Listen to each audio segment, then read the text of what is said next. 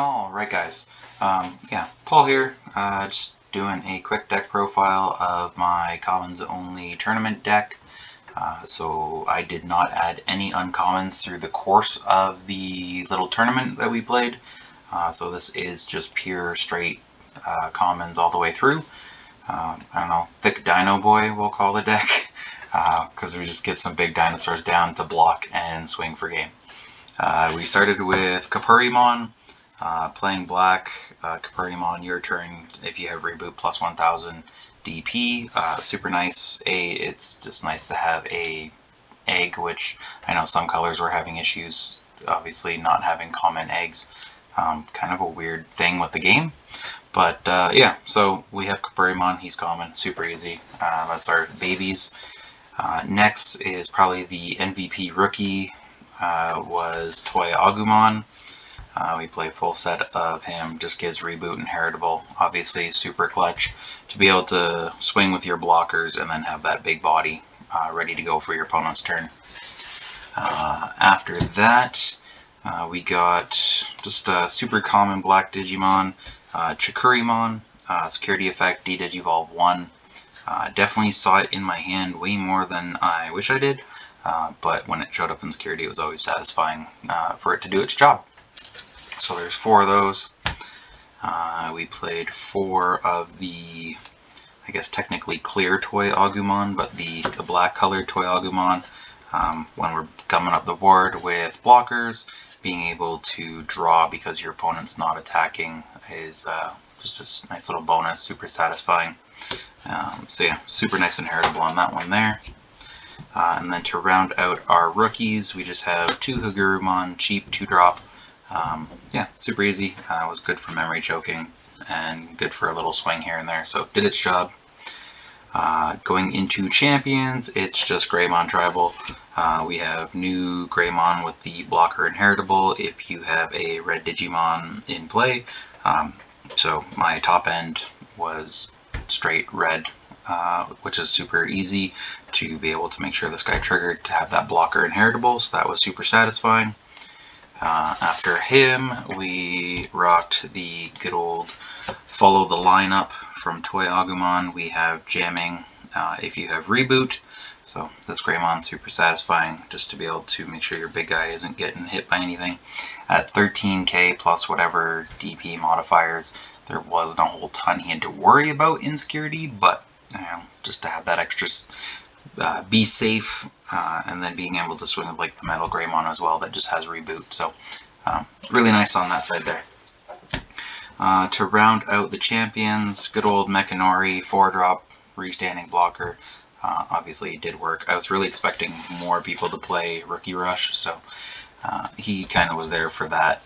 And yeah, did work. I know against Achilles in that last game, having him on the board really actually saved my bacon and kept me in. I was able to clinch it out there. 2 Andromon, just with blocker by himself. The new one that's 6000 DP that gives 2000 to all your blockers, definitely a better choice, but I didn't have any at the start of this, so I went with the random Altar ones that I had picked up while playing. So super easy there, just an extra bit thicker blocker. We got good old Metal Greymon, has reboot by himself, gives plus 1 security attack if you have reboot.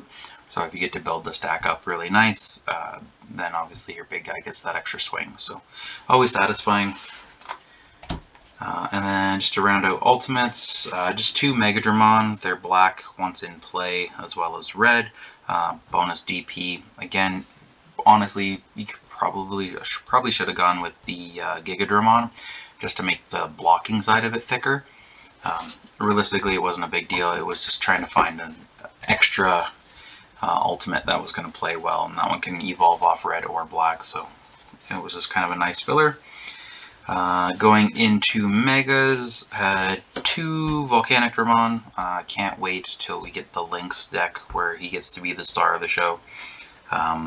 Actually, honestly, hard played it a couple times. It did some work. Some lower DP champions got obliterated, plus the 1 security attack was always nice. So wasn't the worst. If I could kill 1 or 2 things on the board, I would slam him pretty much every time. It was worth it.